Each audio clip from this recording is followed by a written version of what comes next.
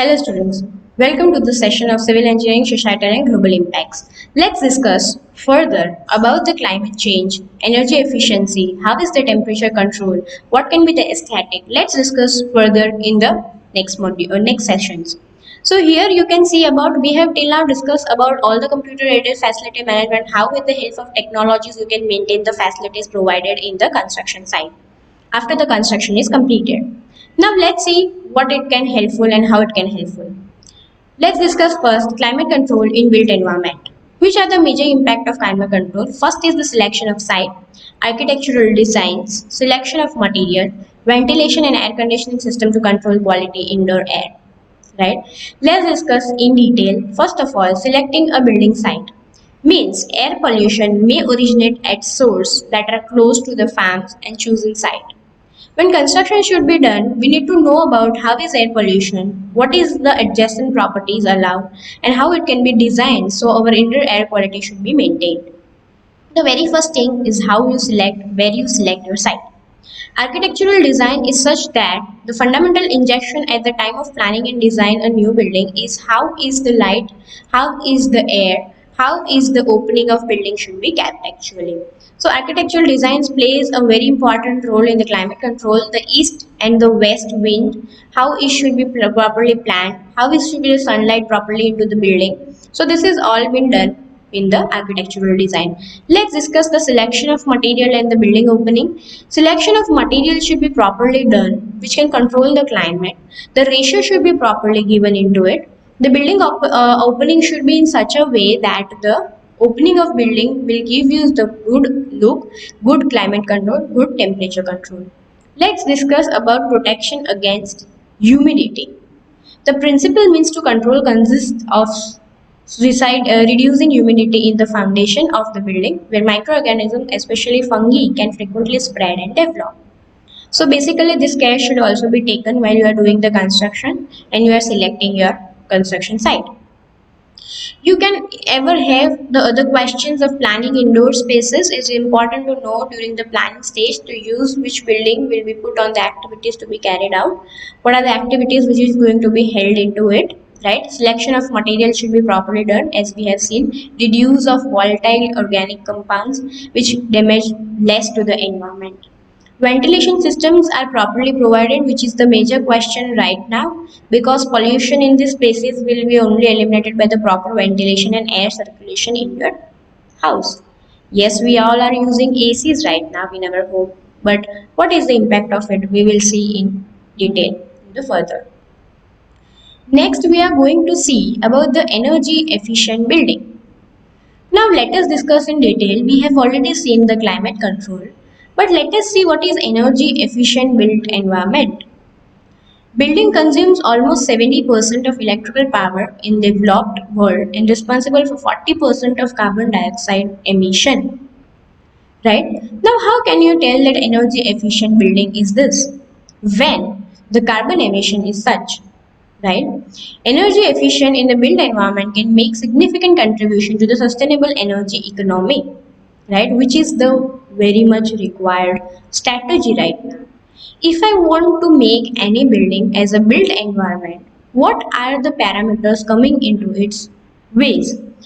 As soon as I make energy efficient building, my resources will be maintained, sustainability question will be maintained, and the pollution question will be eliminated, which is very much actually required to do the analysis.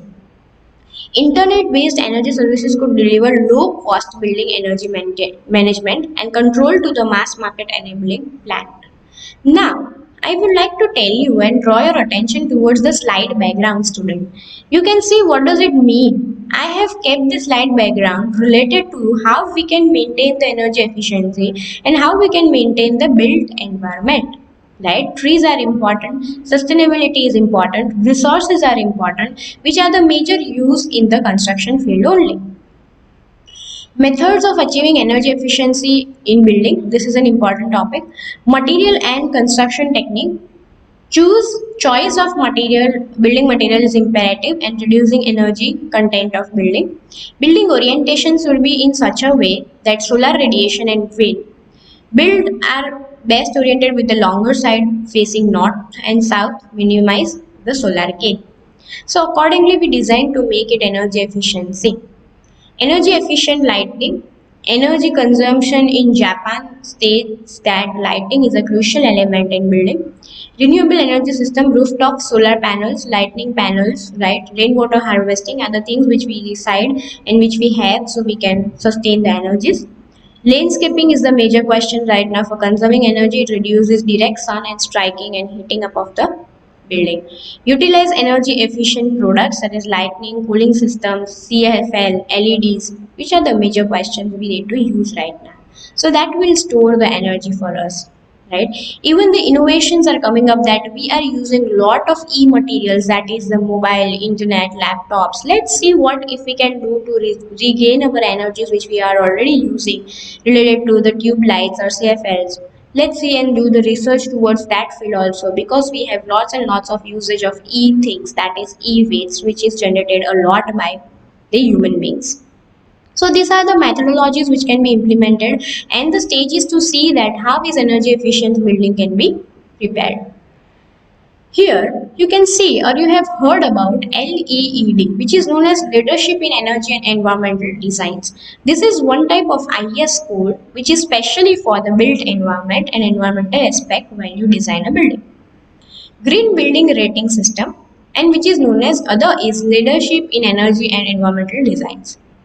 Green building rating system means they rate your building that how it is energy efficient, how much it is energy efficient, what can be done, how it can be done. So first of all, let us see that NBC National Building Code means this code they allow that this building comes under this category, means it is educational institute or it is residential institute or it is commercial institute. It can be done by the national building codes, right? ECBC, that is Energy Consumption Conservation Building Code. Next is local bylaws. Indian Green Building Council is promoted in India and lead and GRIHA actually. According to that, we are doing the lighting system. According to that, we are doing the climate control. According to that, we are making the energy efficient building. So we are basically following the lead and GRIHA, right? Let's see that what is LEED, how it is developed. It is developed by US Green Building Council and more widely used in green building rating system in North America. LEED India is used to measure the system rating, new existing commercial institutional and residential building. It addresses specially sustainable sites, water efficiency, regional priority, innovation in design, material and resources, indoor environmental qualities, right? So lead is basically how it deals with what are the parameters you need to take care of it and how it can be designed actually, so less energy is used and we can restore that energy, we can regain that energies in our day-to-day life. Now here you can see a box in the slide in the downward side. It is the thing that which are the concept of lead and griha are used, which are the energy efficient buildings. You can see here Amro Bank in Ahmedabad is the example of it. Next you can see the Crisil House in Mumbai, Infinity Benchmark, ITC Green Center. You have to remember these names because these are the things which are there in India which are running on the energy efficient concepts, right? Now the major concepts comes of the recycling. What is recycling actually required? You have heard this word lot many time in the construction side related to the material, related to the component which we are building in construction. Can it be recycled and why it need to be recycled actually? Which are the materials that can be recycled and can be used in the construction field is the major question right now. It goes to the mechanical process, changing its original form. You all know that the waste which we are collecting goes to the mechanical. One material fraction can be more easily recycled. The main benefits is recycling generate industries, recycle generates job. The much you recycle the material, the much opportunities are coming up, right? So you can see paper and cardboards. Instead of virgin fiber paper, use recycled papers. Plastic, various plastic cables, bottles, clothes, etc. Recycled t-shirt, carpets, binders, pillars, pillow. Low filling density polyethylene, flexible containers. Glass again can be used in the construction field. Plastic again can be used in the construction field, which can make our costing to the economical sector, right?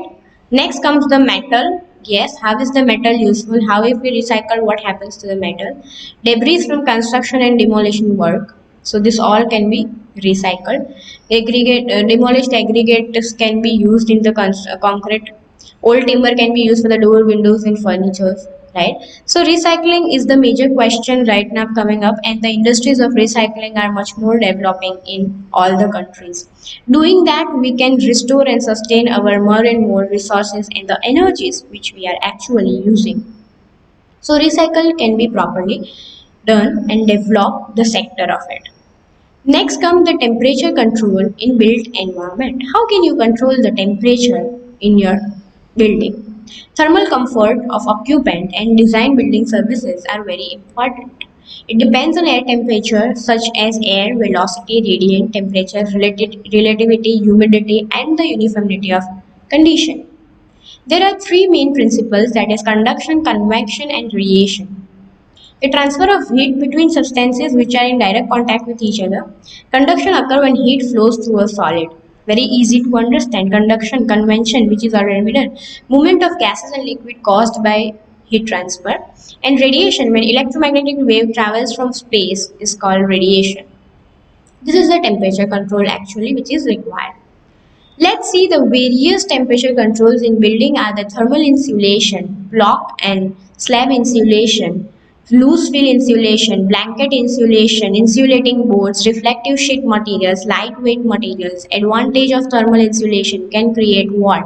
Envelope outside the building, stop heat, cold ingress from outside, human comfort, high quality. Now you might have a question, what does it mean that the various method of controlling the temperature is thermal insulation to control the flow or transfer of heat from exterior walls of building to prevent excessive heat loss in cold season and heat gain in hot weather. Very easy to understand. Here we have made all the houses with the help of concrete, cement, water, right? We have the ratio of it while constructing it.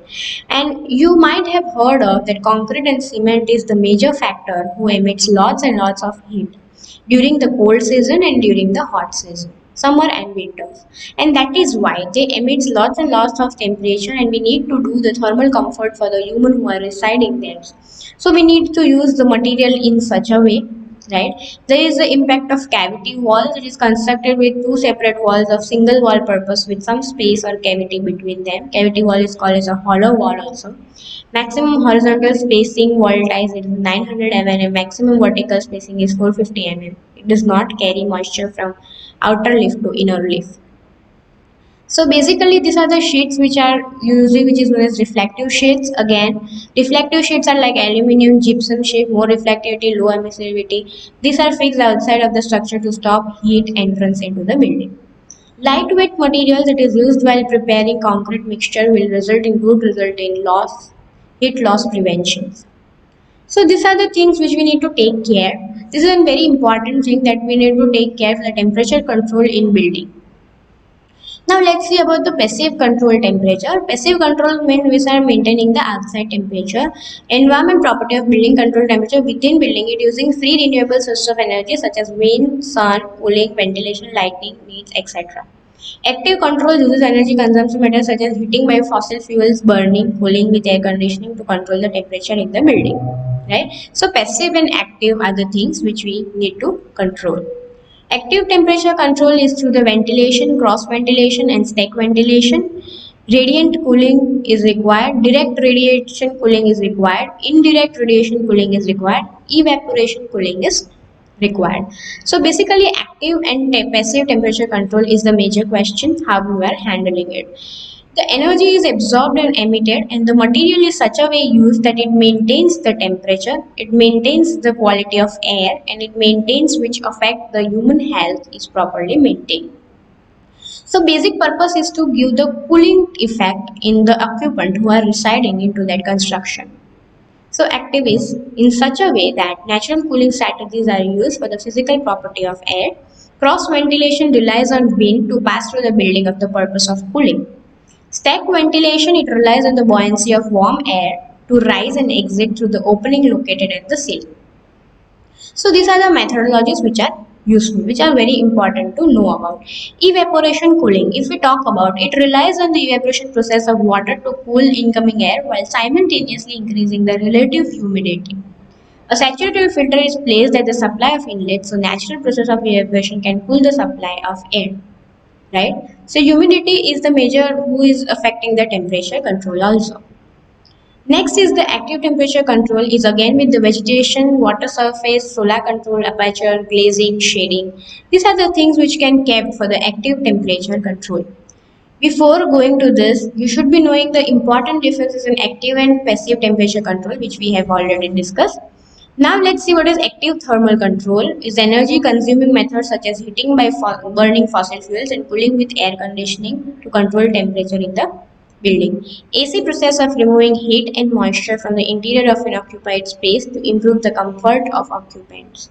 Right? Heating, ventilation and AC technology of indoor and vehicular environment comfort. It goes to provide thermal comfort. Next technology is the sound control in built environment.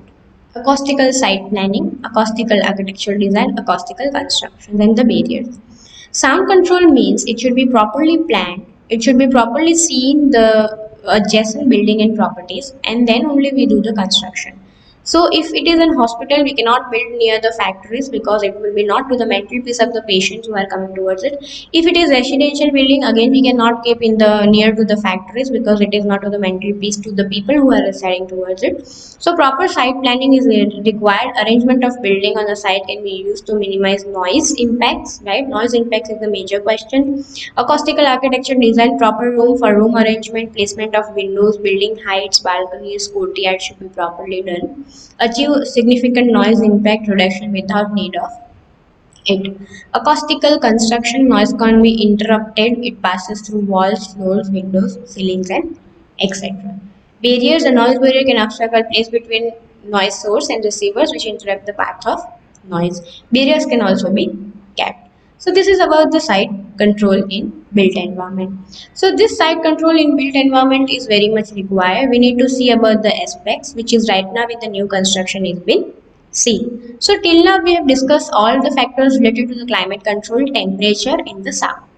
We are going to discuss in detail the further achievement of the conservation of heritage structures, what can be done in the built environment, how it can be done, what is smart and intelligent buildings, right? So this is all about the basic things which can be known in the future because these are the concepts right now coming up. Students, this is the theory which are very important related to this module. You need to know about what is climate control, temperature, active temperature control, what is passive temperature control, right? Please go through the slides in detail, right? I have explained all the things in the concept, but you need to go to the detail of it in the module of the today's session. Thank you.